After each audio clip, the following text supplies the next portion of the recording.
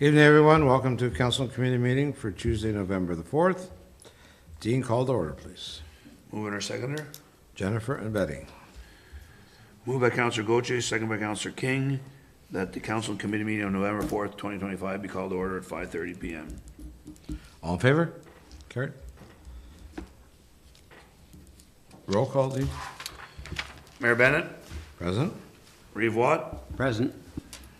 and Councillor Gauthier, Present. Councillor Hewitt, Councillor Hughley, Present. Councillor King, Present. Councillor Wren.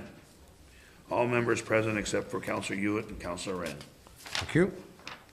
Approve the agenda. Brian and Keith. Moved by Councillor Hughley, second by Reeve Watt, that the agenda Council and Committee meeting of November 4th, 2025 be approved as presented. All in favor? Carried. Any disclosure, peculiar interest? Seeing none. Delegations? None. Motion to open up a public meeting under the Planning Act. Keith and Jennifer. The Township Council, no, sorry. Moved by Reeve Watt and second by Councillor Gauthier that the Council of the Township of Laurentian Valley pursuant to Section 34 of the Planning Act hereby declare a public meeting open at 5:30 p.m. to discuss zoning bylaw file number Z 2025-08 Trailside.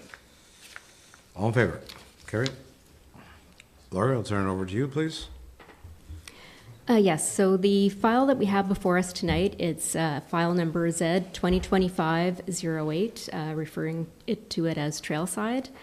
So notice was issued in accordance with the requirements of the Planning Act. It was a combined notice of application and a public meeting. Due to the postal strike at the time, the form of notice as allowed for under the Planning Act was to post the site, and we put the notice also on our website, and as well it was appearing in the Pembroke Observer on Thursday, October 9th, 2025, and the form of notice was as follows, that basically provided for the information that was required under the Planning Act for a complete application had been provided, and that this was the night for the public meeting being the 4th day of November, and the general information related to the purpose and effect are as follows, that the purpose of the amendment is to rezone the subject lands to expand the range and density of housing types to accommodate future development on the subject lands being referred to as Trailside, and it's to allow for a range of neighborhood commercial uses as well. So the effect of the amendment is to establish a residential 3 exception 12 R3 E12 zone, which permits all of the uses in the residential 3 zone, as well as the following uses on sewer and water: cluster housing, stacked townhouse dwelling, small format retail stores that serve local residents such as grocery, convenience, and pharmacy, clinic, personal service shop, accessory restaurant or tavern, maximum 50-person, and accessory fitness center. Specific lot size provisions and setbacks will also be established, and more than one building containing dwelling units will be allowed on one lot. The definitions for stacked townhouse dwelling and cluster housing are also being added, and an exception will also be included related to the 150-meter setback from land zoned EM. The amendment also rezones the subject lands from rural to residential 3 exception 12 holding, R3 E12 holding. With the use of the holding symbol, the principle of the development for the property is established, and then conditions set out by council resolution must be met before the development proceeds and the holding is lifted, which include things like entering into of a site plan agreement or subdivision agreement with council, and any other additional studies that may be required related to these processes. For lands within 150 meters of the existing licensed gravel pit, the holding would remain until such time as appropriate impact studies are provided and recommendations implemented to support the location of any residential uses, and the extent of the license has been amended with M&R. So the lands affected by this amendment are shown on the key map, and the air photo for those present is up on the screen here. And it's located on Jean Avenue, which is also a county road, and it's within the north part of Lot 33, Concession 1, Geographic Township of Stafford, within the Township of Laurentian Valley.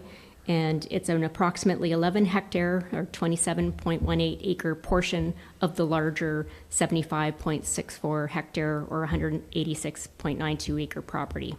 So again, copies of the materials related to the proposed amendment are all available at the township office for inspection for anybody wishing to come and look at those additional materials, and questions can be directed to myself, the township planner, or our planning technician. And again, this is a public meeting, so anybody who is present may participate in the public meeting and make written or verbal representation either to support or in opposition of the application.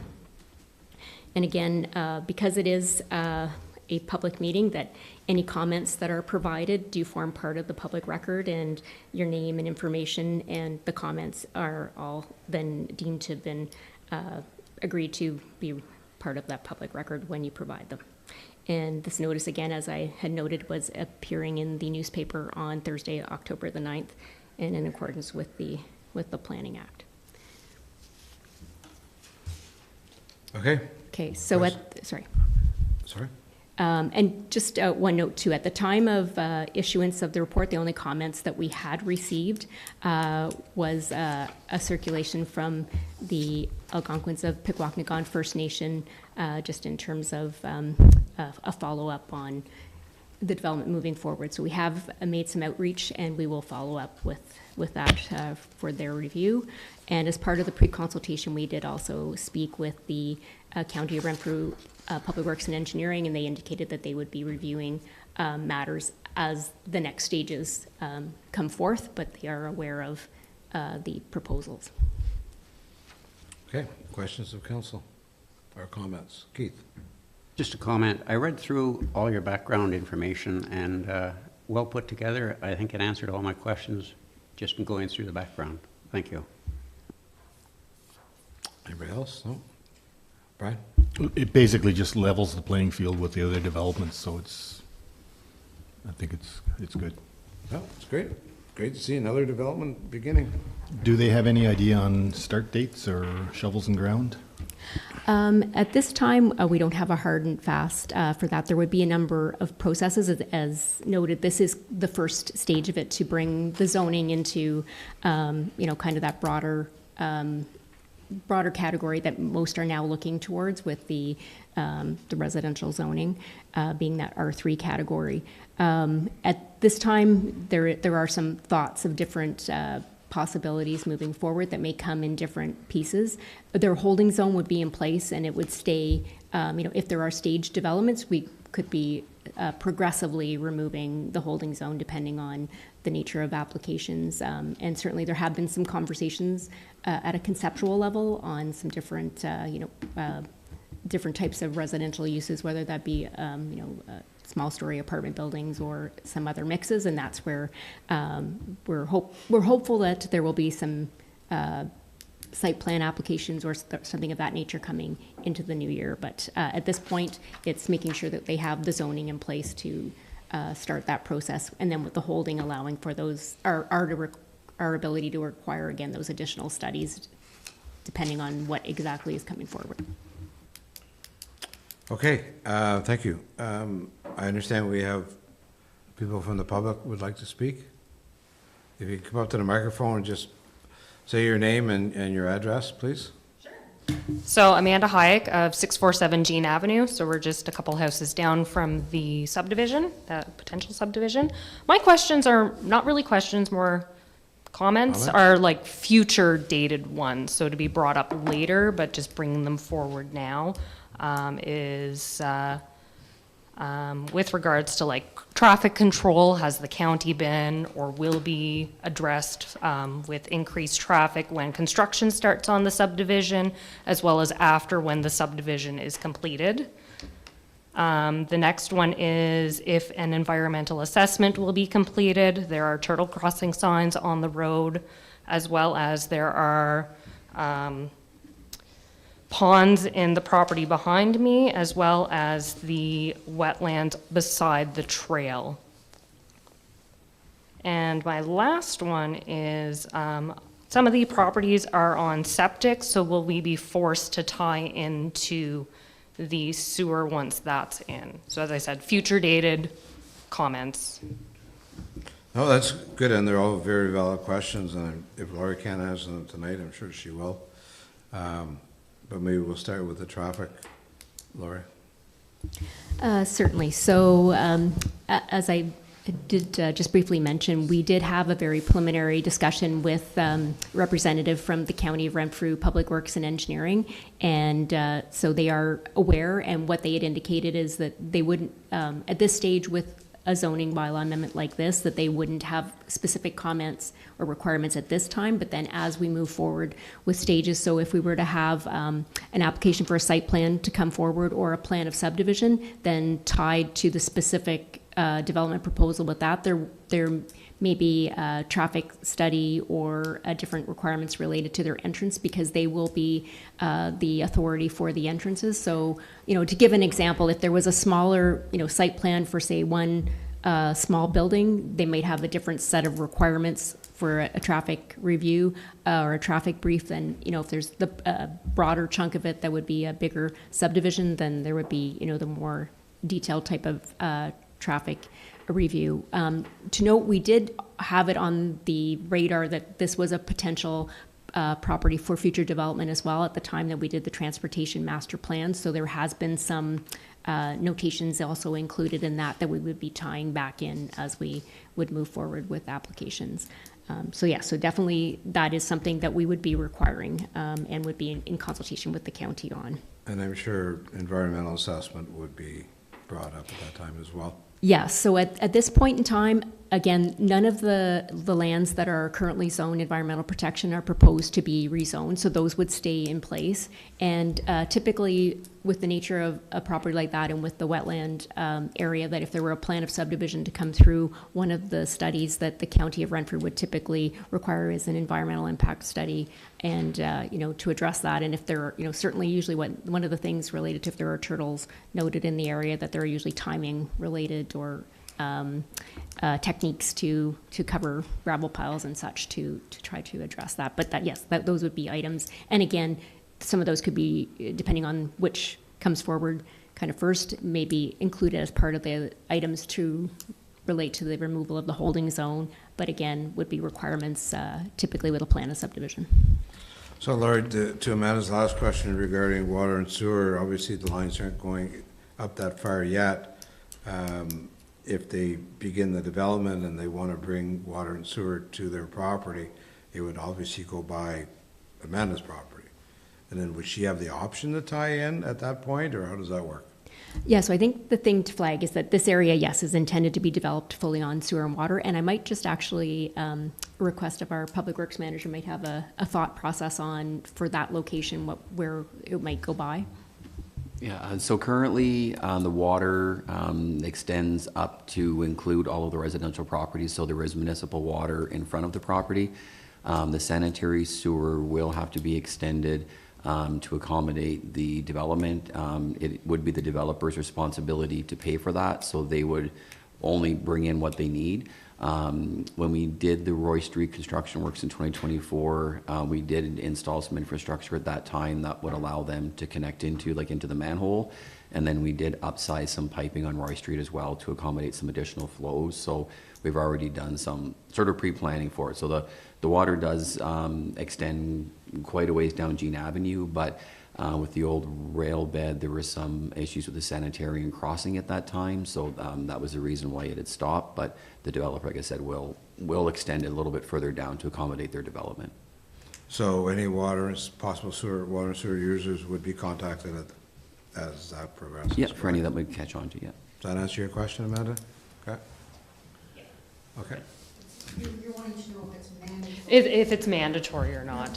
No, I don't believe it is. Well, normally, it comes back to council to make that decision at the time. I mean, a lot of times they would, if it's mandatory, it wouldn't be today, it'd be like within the year you need to connect. And a lot of people normally want to try and connect at that time, but it would be a decision of council at that time. If you decided, no, I just got a new septic and I want to stick with it, and whatever the case is, then that'd be an evaluation at the time when council makes that decision. And then my other question was already answered. One of the council asked it about when the planned construction date was, so you've already answered that one, so, thank you. And if council decided that, yes, everybody has to hook up, then it doesn't all have to be paid at once. It can be debentured over your taxes over a number of years. Okay. So I do have a Is there motion. anybody else, Laurie?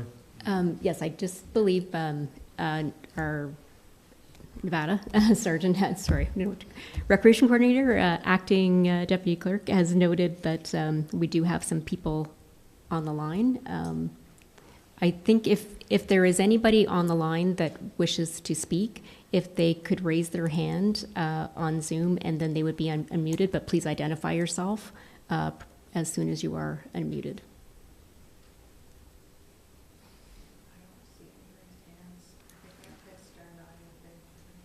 Okay, yes, so if you are not on a computer screen and are on a phone, the other alternative is to press *9, and that will also indicate to us that you wish to speak.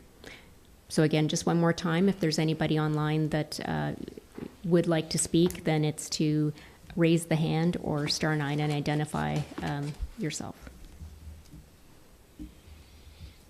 Okay, so we're seeing no, so at this time, we've received all the public comments. Okay, so we have a motion. Yes. Oh, sorry, Jennifer and Betty. Moved by Counselor Gauthier, second by Counselor King, that the council and committee supports the application for zoning bylaw file number Z 2025-08 Trailside, subject to council also passing a resolution setting out the conditions for removal of the holding symbol prior to passing of the zoning bylaw amendment, and direct staff to prepare a supplementary report to council to be presented at a subsequent meeting, council meeting, with the final bylaw. All in favor? Carried. Motion to adjourn the public meeting. Keith and Brian. Going too fast? No. Moved by Reeve Watts, second by Counselor Hughley, that the council in the Township of Laurentian Valley hereby declare the public meeting of November 4th, 2025 be adjourned at 5:45 p.m. All in favor? Carried. Down the subcommittees, Pembroke Airport, Alan's not here. Emergency management, Laurie? Yes, just to note that we did have a successful exercise and training day on October 23rd, and happy to say that we've mostly met our requirements. I do have one member that I will follow up with, and then we'll be able to start submitting some of our annual compliance. And I have to say, I'm very happy to say earlier than usual this year, so it's not December. Well, it was a very informative day, right, Dean? Yeah, it was a great day. Yeah, no, Laurie does put a lot of work in it, Yeah, and the county, absolutely. you know, and the county did get involved this year to help us with the training part of it. So that was well done. So it's kind of, you know, you can never do enough, I guess, is the key. I mean, it's a live emergency, and you never know where you're going to be at, but you know, we're better served for it anyway. That's for sure. Yeah, thanks very much for doing that, Laurie.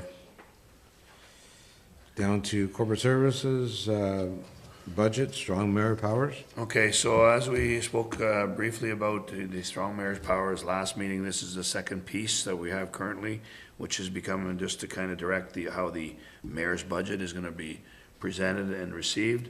There are some things that we are suggesting to change the amendment periods from 30 days to 14 days. Basically, when we decide, when the mayor presents it, we're doing 14 days instead of 30, that the amendment, if council has any amendments to it. And then also the council veto override period reduces it from 15 to 14 days. And basically those are to meet our calendar, but also to be able to present the budget in the fashion that we're planning to do. So you've seen the budget schedule, the mayor's 2026 budget schedule. November 18th, he will present it to council. We will work through some of it to have a chat. Second sitting, if needed, will be the 25th. And then the distribution of 26 mayor's proposed budget will be on the 2nd of December. And from there, the 16th will be the proposed budget. It approves the amendments. Council will approve their amendments to the proposed budget on the 16th of December. So that's basically it. It's just following the legislation that we've received under the strong mayor's power legislation. So that way, the mayor will be doing a directive tomorrow to change those dates, and we'll move forward. And then next week, we are doing some fees tonight, but that's okay. We're just going to do the review of the fees. But the 18th will be the budget. The budget will be presented to council by the mayor. So I do have a motion to do them amendments, if I could. Or if there's any comments, I don't know. Jennifer and Brian? Is there any comments? No? You're all good with the mayor? Good? Moved by Counselor Gauthier, second by Counselor Hughley, that the council committee approve the budget process for 2026 budget, and that council reduce the council amendment period from 30 days to 14 days, and further that council reduce the council veto override period from 15 days to 14 days. All in favor? Carried? Thank you. Okay, next report motion is draft user fees 2026. Development charges. Annie?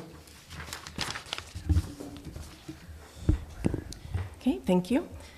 So you have the report before you for the recommendation to consider the 2026 proposed user fees. So basically, that's the first step in the preparation of the budget, is to get all the fees together to help budget for the different revenues that they provide. And so the process was that the schedule were sent to certain staff who gave their recommendations if they thought they wished to change any amounts, and then we went over them, Dean and I. So tonight it's just for you to consider. You can give feedback, and we can make changes if need be, and they will be after part of the regular budget and adopted whenever the budget gets adopted, so in its own bylaw. So just to go over quickly for each schedule, the first one, Schedule A, is the general tariffs and fees. So that one, I know last year only had one small change, and there are no proposed changes for 2026, so they would all stay the same. Schedule B is the animal control fees, and there are no proposed changes, and I know it was the same for last year. They haven't changed either. Schedule C is the fire fees. There were a couple of modifications there for the letter, special occasion letter. So that is currently $30, and the proposed price for 2026 would be $40. And the file search, same thing, it is currently $30, and the proposed fee for 2026 is $40. And then we have the open air burning permit that is currently $20 and is proposed to be $30 for next year. And the recreational fire permit, which is currently $10, proposed to be $20 for next year. The following schedule is for building permits. So I know that last year was increased, just the, not the minimum fees, but just the per square foot. So those, for the building permits, so they were increased by 2.4%, and the amounts are rounded, so it may not always be exactly 2.4%, but basically the same rate as the CPI for September 2025. And the other fees, the minimum fees, all stayed the same. So it's basically the same process as last year for that schedule. And then for the business license fees, there was no proposed changes there. Last year, there was a little increase for the monthly fees. So this year, they're just going to stay the same. And Schedule F is the planning fees. So those increases are not a specific amount or specific percentage. It was just based on each item individually. So you have that schedule as well. And the last one is the proposed development charges. So that if you do want to increase them, it's according to the Canada Construction Price Index. And the latest data is Q2, so the second quarter of 2025. So the increase from second quarter of 2024 is 3%. So that's what I've done in that schedule, is increased everything by 3%. So if you have any questions or comments. Keith? On the first Schedule A, the consolidated tariff. Oh, Mike. The consolidated tariff and fees for bylaw, under fire, the burning permit inspection, it's $25. Does that even cover the cost of whether it's our fire chief or fire inspector to go out and do that inspection? Maybe I would suggest the chief, I mean, he should comment in the sense, does he feel, time-wise, or is it a service you want, or what are the others doing by chance? Is this on? Yeah. Excuse me. What that is for is if they're burning a pile bigger than the 6x6, okay? So like a lot of the farmers, they get a 10x10 pile or something and they call me out, okay? The $25, you know, I mean, it probably takes me an hour, but, you know, to go out, but I don't really get that many of them, to be honest with you. You know, there might be 3 or 4 in a year, so. And I Whatever think you some of think. this cost is probably the price of us doing business. It'd be better if they call us and don't try and dodge us, because then we have a bigger problem if it gets away on us. So, you know, $25 is minimal, and maybe, you know, gives the chief an opportunity to comment on what's happening. So you gotta watch what you wish for in some ways, but, and if it's only an hour, it's probably reasonable. Yeah. No, I agree, and if it can avoid a fire down the road, for sure. Yeah.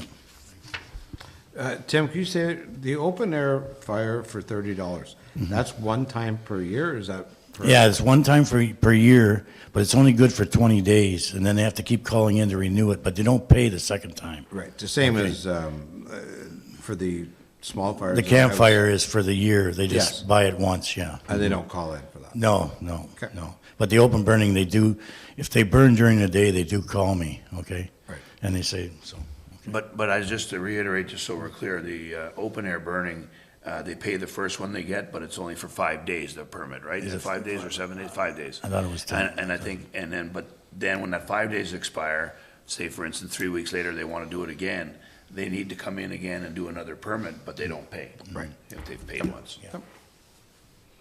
Okay, the other question I had was, we have, I think it's the second last one, the food cart. What exactly is that? Because we don't actually allow food carts. Well, it's basic transient, you know, like peddler, hawkers and peddlers and that kind of a food venue. So if somebody has a mobile cart, they are supposed to get this license to be able to move it around the township or relocate it, right? Correct? Yeah, that would relate to, if you have like we used to have a hot dog vendor Yeah. that moved a car around, or a chip truck as well, Yeah. that same type of thing. So we do have for the prepared food ones. We removed a number of years ago, the farm stand one, unless it was on a farm property itself. But the only thing that we do deal with are, or ice cream, like we had a Dickie-Dee type of Okay. bicycle truck. So the food cart does not include vegetable carts and whatever. Okay, I just want to confirm that. Jennifer? I was just gonna confirm it, because I had called Brett earlier in the summer to talk about it, and Okay. And Brian? Schedule D, the first 2 items, the increase amounts reversed. What's that? Sorry. It should be 2 cents and 1 cent, not 1 cent and 2 cent. Oh, I see, yeah. The increase, okay. Good catch. Well done. Every penny, man. Okay. Okay, I think other than that, we're good. Okay. Good job on that, Anna, thank you. So I have a motion to. Yes, I know. Betty and Keith? Moved by Counselor King, second by Reeve Watt, that the Corporate Services and Protection Committee recommends council consider the 2026 proposed user fees and development charges during the 2026 budget deliberations. All in favor? Carried. Information items, letter from Algonquin College dated October 20th. Pardon me? Yes. Tim, you want to come up and, you can just stay there. Save your trips.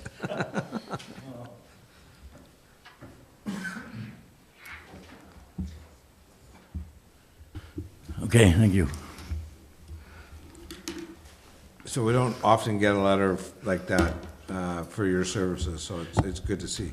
Yeah, no, it was very nice. I got a call from the dean of Algonquin College a few weeks ago, and she asked me, she said she was going to send a letter and ask me where to send it to, and she was very thankful to us for what we did. And what happened, it was an MVC out on the highway, and there was 2 or 3 students involved, and course, they had no way to get back to the school or anything, and they were new Canadians, and so they were basically lost. So we put them in our van and we took them to the school, and I guess it happened to be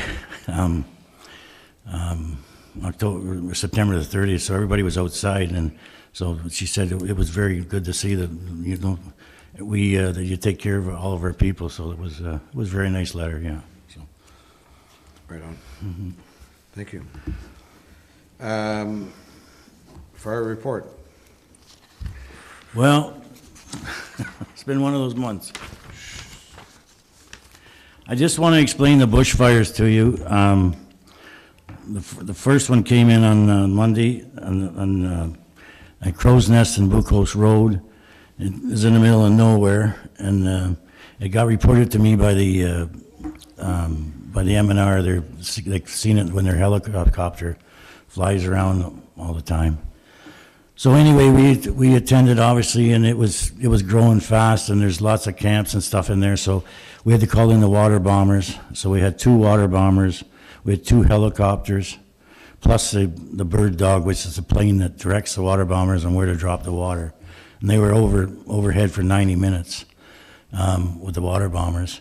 And then the helicopters brought in hose for us and pumps and dropped it down and brought in manpower from M&R to help us out to get caught up with it. And anyway, it turned out it lasted about 4 days approximately. And we had M&R there for the 4 days helping us, and our guys, like some of our guys. And then also, I want to give thanks out to North Agona Wilberforce.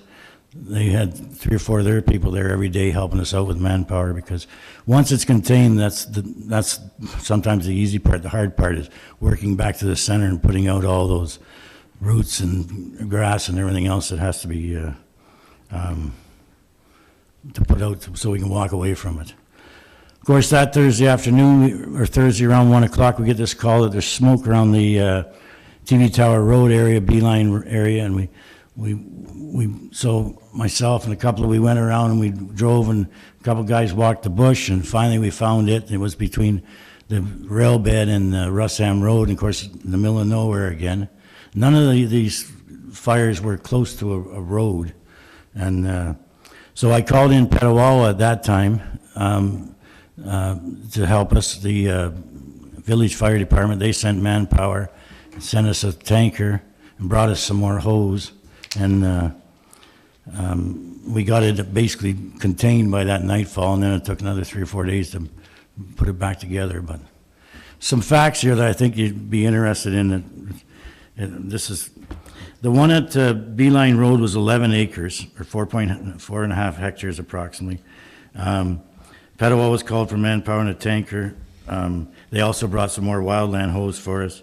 We put Pembroke on standby because once we're committed, okay, like with these major fires. And the same way happened on the Monday, the first day of the fire out at Crow's Nest. We put Pembroke on standby because if we get another call, we're euchred. We can't take on the second call.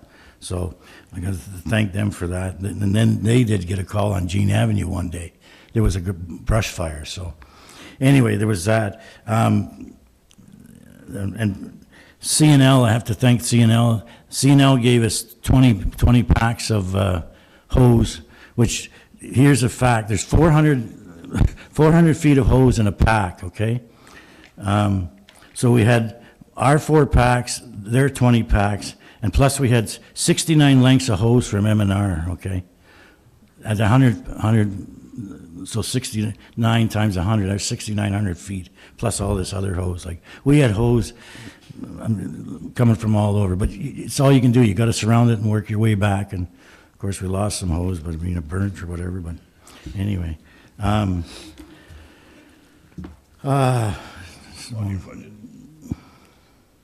and CNL also lent us pumps.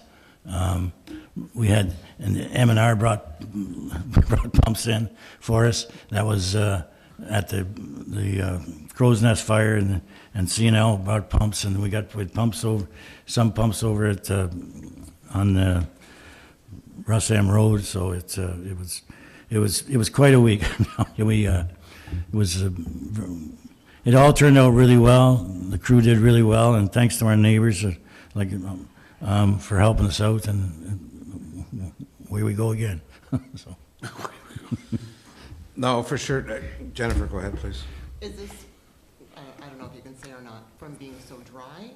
Yeah, that's both fires were in the middle of nowhere, okay? Like, it's not like for instance, the rail bed there. If it had started by the rail bed, well, who knows? But it was in the middle of nowhere.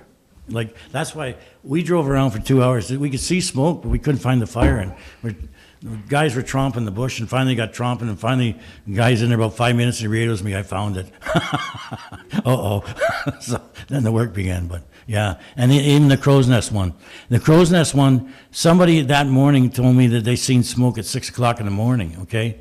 And the M&R spotted it about 1:30 in the afternoon when they called me and said, we have a bushfire. So but I believe it was just the dryness. I mean, it's pretty hard to prove anything else, but. Keith? Thank you. At our last county meeting, the Director of Property and Development of Property, paid special thanks to the Laurentian Valley Fire Team for looking after that fire out near Crow's Nest, and just asked me to pass on his comments to you and let everybody know that they're very thankful for your efforts and ability to put it out. Well, thank you, that's great. Brian? Guys, we're glad to hear that. So should the county have a stock of hoses for situations like this? Like to get it from AECL seems kind of a No, odd place it's to- all part of mutual aid, okay? It's like those, I had, well, in 4 days, I had at least 4 people from North Algona Warm Forest each day helping us. Like, we start at 7 in the morning and finish at 7 at night. Like, as soon as it's dark, you can't work anymore. And that's all mutual aid now. Those people were all paid by North Algona, okay? And the CNL, they're part of mutual aid now. So, and to be honest with you, I could have got some from Petawawa also, but Petawawa was fighting their own fires up there. They got enough, but, I mean, if I had been stuck, I could have got from Petawawa because they offered me a hose too. I mean, and if worst comes to worst, you can get more from M&R if you have to, okay? It's a wildland hose, and no, I think it's pretty good. Like, how often do we have something like this? You know, like, we had one about 15, 16 years ago at Pesnick's Lake, but not quite as big as these, and not 2 of the same week. Like, that's just ridiculous. But no, I think we're okay that way, Brian, yeah. Okay, so, first of all, thank your department, Tim. Like, I know Dean and I are out there, and most people don't realize what you guys go through, and it's obviously different than a house fire. But, you know, you're walking through the bush, or even took the CAO through the bush too. And then you spider off the lines, but the amount of time you spent out there, and the weather wasn't wonderful. So, like, hats off to you guys that do this, like, really. The second part is, and I don't know what the answer is, and I don't know if we know the answer yet, but in mutual aid, as you said, we're getting support from Pembroke, Petawawa, North Algona, CNL, et cetera. But M&R, M&R, they don't have the same type of mutual aid. So M&R calls in the fire bombers, they supply staff, but we're gonna get a bill at the end of the day. I have an issue with that, and I think we all do. Okay, just one thing. When they called it in, they call me and they say, do you want help, okay?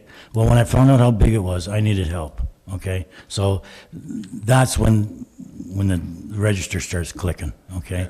Now, we do have a contract with them, okay? And what the contract covers is the flight time. So it covers from the planes, the water bombers came from Sudbury, so from Sudbury to here, whatever that takes, that's what's covered, okay? Now, in bringing that up, I had a chat with one of the fellows from M&R that's in charge of this, and actually, he sent me another update that there's another contract that we can look at, which will help cover some of this, okay?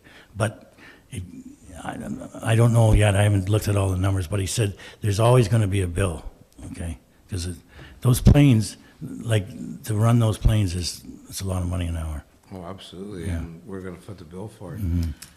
And typically, if it's a house fire, hopefully the homeowner has insurance Yeah, in yeah. most cases. Could we send some of that bill to the county for the property that they own and we bought on their behalf? That's possible. We're looking into We're that looking kind of into just to see if there's any kind of cost that way. Just to go back to the M&R though, like the bombers, just to give council an indication, I think we had two of them. They were here for 3.5 hours each or something, and they're approximately $4,000 an hour each. So you can imagine, that was basically a $35,000 touch there just for the bombers, and then we had the manpower too. So we are going to get a healthy enough bill. I have reached out to MVP Deno to have a conversation with him. I have not yet got back. He's not got back to me. I'm going to express our concern with that it's a heavy bill, and I understand that they were helping us and they have their own mandate and stuff like that. But possibly there's some help, and we will look and see if there is a bill that we can send to the county in this case, because we are protecting their forest. So we'll check our policy to see if we can do that part, but we're questioning the M&R costs. And I spoke to MVP Billy as well, and he had said that Dean contacted him, so he was looking into it, so. Yeah.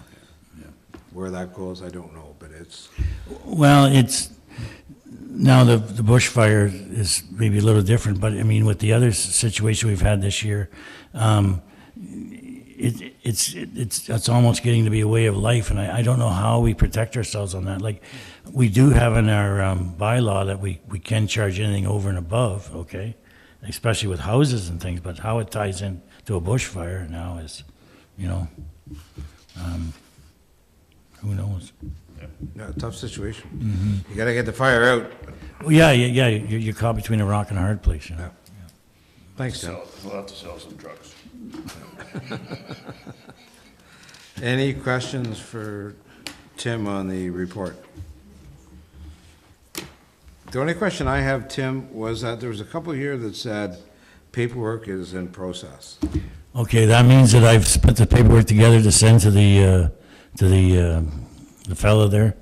What's his name? Well, he's not the email it to them, and so it's because they should be charged or something should happen there.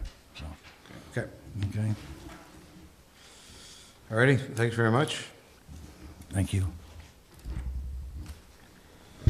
Festival Hall, Patty. Animal report, just get put. Oh, I'm sorry, animal report.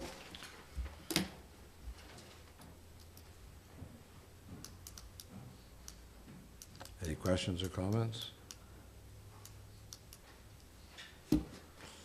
Nope, seeing none. Festival Hall, Betty. Hi, the minutes are attached. We are still working, we're getting ready to put out a request for a proposal for some new lighting. Some of the lighting has been there since the hall opened many, many moons ago. So they're getting hard to replace, parts are not available. So that is going out. And we have the Veterans Concert this weekend, so I'm going to be attending on behalf of council. And other than that, we're waiting for another meeting. Okay. Brian. This meeting was May 13th. Is it like 2 meetings a year, or it seems an awful long time ago? When I was reading through that, I was like, okay, that happened a long time ago, and then you look at the date and... Just with schedules, and then over this, over the summer, we didn't have any meetings until into September, October, before we had a meeting again. So the minutes just aren't done for that fall one then? Okay, Pembroke Public Library, Wendy's not here. Down to Public Works, Brad, your turn. Thank you, Worship, members of council. So I'm presenting the third quarterly report for the water. I've listed out how much we paid Caducean. There was no complaints in the third quarter. Staffing and training, 3 of us operators attended, it's called Maintenance Fest down in Kingston. And it's a hands-on training for practical use in the field. So it was pretty neat, actually. They had a water main set up more or less with a garden hose, and they make you tap, as if you're putting in a service to a house.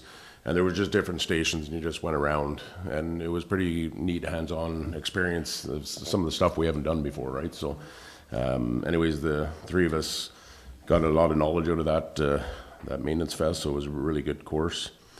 As for maintenance, there were 55 locates completed in the third quarter, of which 26 were water lines to be marked.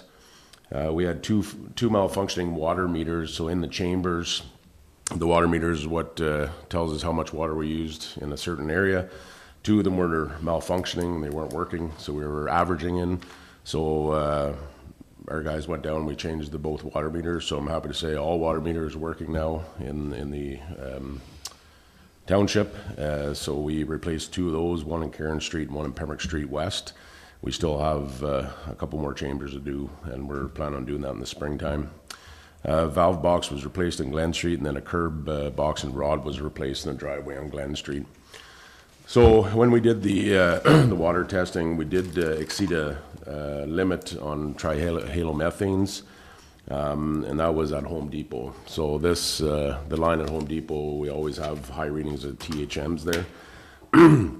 Unfortunately, it's organics in the water that react with the chlorine in the water, and that comes from the city of Pembroke from their plants. So there's not much we can do other than flush the line, flush the system. So what happened was we took a reading at Home Depot, then you plug it into a chart, and it averages the last 4 readings. And then if it exceeds the limit, then you have to report to the MECP and also the local health unit. So they were both contacted. We did extensive hydrant flushing. We tested before and after Home Depot. They said you folks have done everything you can do, but because the water comes from Pembroke and they're the ones that treat it and filter it, there's not much more we can do on our end. So I contacted the city of Pembroke, spoke with the supervisor of the water treatment plant. He was well aware of the high THMs. They just got a new filtration system in there, so they're tweaking it as they go. And he said that he had high readings in his system too. And down at the conference, he told me that they exceeded the limit as well. So they're working on the situation. And again, there's nothing more we can do. I'm retesting on November 17th.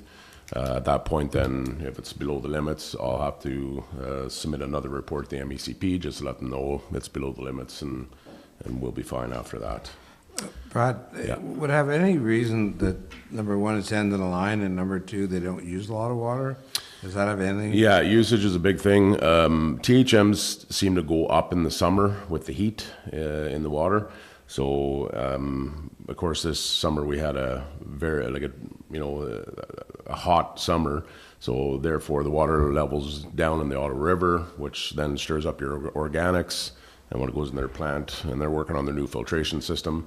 But yes, it's a major issue. There's not a whole bunch of water used down on that end, and that can also, the water sitting for a while can raise your THMs as well. So we've been doing extensive flushing on that line, and we'll keep doing it until we can't do it anymore because of the winter. But usually the winter, the levels are down. So it's just the hot, warm weather. In the third quarter, we used approximately 64,028.72 cubic meters of water. In 2024, it was 57,876.30. I mean, we couldn't equate that to dry summer and people watering their lawns and trying to keep the grass and, overusing water. So, but that's my report for the third quarter. Any questions? Brian? So, the HPC count Yep. seems to be right at the upper level, which apparently isn't an issue if that's normal. Do we have a baseline figure, or has that jumped up there, or? The HPC counts? Yeah. No. So the first one is what the limit is that you have to report. You have to report after 500 CFUs. We're only less than 2 to 4 CFUs, so we're well below the limits on the HPCs. So the first column is all the limits that we have to abide by. And then the last limit, the normal range, that's what our results are. Okay. Yeah. Can I just, Brad? Brad, I guess just, well, it's fresh here, I can do it later, but 64,000 cubic meters as opposed to 57. Is there a real reason, can we say there's my fear is there's a leak in the ground, or is that just normal consumption? I mean, are you comfortable to say that that's just actual usage? Yeah, well, we didn't really have any rain this summer, right? And it's been very, very hot summer, so I'm equating it to, and I'm keeping an eye on it, right? And but yes, there potentially could be some leaks until they poke their head out, because we don't have the equipment to sense the leaks as of But yet. I guess it would be significantly, if it was a leak, it's not a very big one, I guess. No. I mean, Yeah, exactly. Okay. Thank you. Brian? Now, do our water reports go to the city automatically every time they're done? We do a yearly report, and we send it to the city of Pembroke at the end of the year. But no, they don't get our quarterly reports. When it's their system, would it not be a good idea if they saw what was happening on our end of the system each time? Yeah, so I've been in conversation with the supervisor for the water treatment plant, and he's well aware of the issues. And like I said, they just got a new filtration system in, so they're trying to tweak it and get it set up properly. So he also has high THMs in his system. Yeah. They have to report the same as us. So But would more data not be yeah, beneficial to them? and they'll be, because when I report it to the MECP, I let them know that we get our drinking water from Pembroke. When he reports it, they're going to look at all that too, plus the local health unit. I have to get them involved as well. Yeah. And so the three of us are working together to come up with. Yeah, I was just hoping there was good Yeah. communication. Yeah, no, there 100% is. Yeah. Yep. Okay. Okay. Thanks, Brad. Thank you. The next two items are on Cole and Shane. Mark, do you want to comment on that, please? Sure, yeah, so this is just acknowledging Cole Hawkins and Shane Hebert, who have recently finished the Public Works Leadership Development Program through AORS. It's a course of 8 modules that they take to complete the program, and it's a bit of an accomplishment over a couple of years that they've done. From this, they will be invited to the Good Roads Conference in Toronto, where AORS does a bit of an awards ceremony presentation, and they'll get a formal certificate and that given to them. I know Brad and I often attend the AORS AGM that's part of Good Roads, and there's a big presentation at the front, so Shane and Cole will be asked to attend and to receive their certificate for the program. So helps go towards their CRS designation, their professional designation. So it's just investing in a couple of employees that have been with us a long time, and just giving them some more resources and tools, and to kind of help and better their careers and their time with the organization. That's great. Please pass on from council our congratulations. Will do. Okay, subcommittees, Waste Recovery Center, minutes are there. Anybody has any questions? Seeing none, down to community development. Mr. Chris? Good evening, Mayor and Council. Before you have my full report, I'm not going to go through it in its entirety. Just have a couple highlights that I'd like to bring to your attention. Number one, I guess in this case, is being the website. I just wanted council to know that we do have our schedule set out for when we're going to undertake this entire process. We've been in discussions with all department heads, and everyone is on board with this cycle that we have here. So the goal will be that the new website will come into place at the end of June or early July. And the only reason I'm flagging this, other than for information, is to council as you're going through the website. If you're looking at anything you'd like to see added or changed, just please let me know, because that process is going to basically be starting in the new year. We will have a lot of time basically to operate these websites, keep our existing website going while we're doing all this. So these are not hard and fast dates, but essentially just to keep in your mind's eye as you're going through it. If there's anything you'd like to add, change, or adjust, please let me know, and we'll make sure that that is updated into the new changeover of the website. The other two that I'd like to flag here quickly is the International Snowmobile and ATV Show. Just in that I'd like to, it was a great opportunity to partner with local businesses and neighboring municipalities. I'd like to thank the town of Petawawa for inviting us, and the Quality Inn in Petawawa for sharing that cost to help promote Laurentian Valley. So it was a great partnership. We've had a few of those that we've gone to this year, so this is our last trade show, so we'll have a full report on the effectiveness of all the trade shows and events that we went to for council's review for next year. And the final thing I just wanted to flag was that I was at the Ontario Tourism Summit in Ottawa, and I'd just like to thank council for their support for sending me that event. It was a great event, and I learned a lot of amazing things and made a lot of great connections. And just thank you for your continued support for sending me to these events and having faith in me to represent the Township of Laurentian Valley and make some connections for the good of our community. That's everything I'm going to flag for right now. If there's any other questions or you'd like any more information, please let me know right now.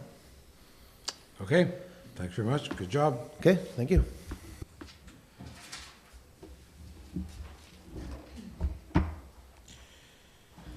Nevada, Recreation.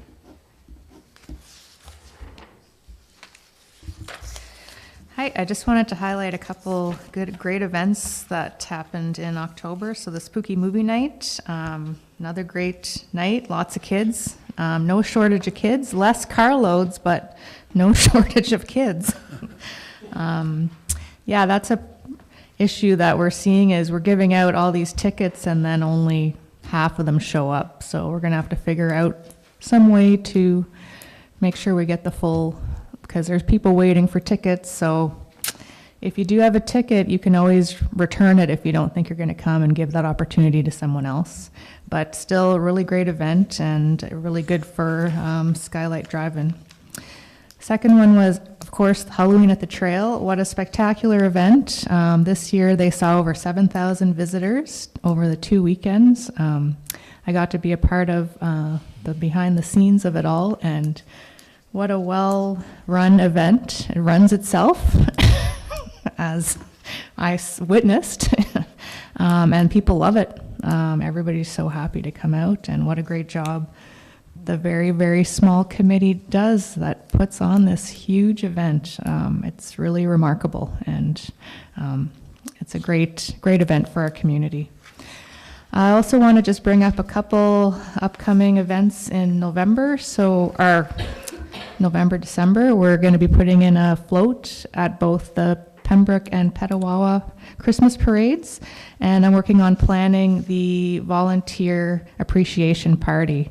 I love that event, just to thank, we have up to 99 volunteers invited to the party this year, so it just keeps growing. The number of people helping with recreation in our community is just fantastic. That's all I have. Okay, I think it's mentioned on there, council can make it out, for not the whole time or part of the time or whatever. Generally see everybody there, so look forward to that. Thank our volunteers. Thanks, Nevada. Okay, down the subcommittees, Friends of the Disabled, Wendy's not here. Shay Nook, minutes are there. Anything to add, Brian? So there, we had a meeting last night. One last chance for hockey registration. It's there was a couple of people that didn't get in, so they opened it back up again. You've got until 11:59 tomorrow night to register for hockey, but about the same numbers last year, and things are looking good. Good. Allison Fraser, Betty? Our minutes are there. We had our meeting the Tuesday after Thanksgiving. Unfortunately, we this year have had to say no to the kids' Christmas party. We just don't have the volunteer base to be able to run it this year, so we're going to rest, and hopefully somebody next year will step forward and be willing to run it. Just, I guess some of the volunteers are getting they're running a little ragged because we've only got so many, and they're doing fall flavors, and we're starting to prep now for Winter Carnival, so we just didn't have it for, unfortunately, for the kids' Christmas party for this year, so hoping for next year. But we've started our winter carnival plans already, so. Okay, and do you want to mention the retirement party that we had? Was it in the last? No. We had Merle's retirement party. He was the host with the most. I still don't think he's going to leave. I really don't. He's got too much wealth of knowledge in his brain to ever let him go. Like, I mean, he's got to be at least a phone call away. But we had a lot of people turn out, a lot of people he hadn't seen in a long time. He was very happy at the turnout, so it was great. Well, that's great. I wasn't able to attend for another function, but I have spoken to Merle a couple of times, and it doesn't sound like he's gone totally. I think he'll keep his finger in the pot a little bit, and I'm sure support our new person there, and maybe some of the work at Shady Nook as well. So again, thanks to Merle, and hope he enjoys himself in retirement. Okay, thank you. Forest Lee, Pleasant View, No meeting as yet. no. Stafford, Four Seasons. Wow, what a wild 4 days over a few weekends, but yeah, wow, it was phenomenal weather, and just so many people. Mark, do you want to comment on it? Yeah, it's another successful year. Numbers have been growing and kind of around the same.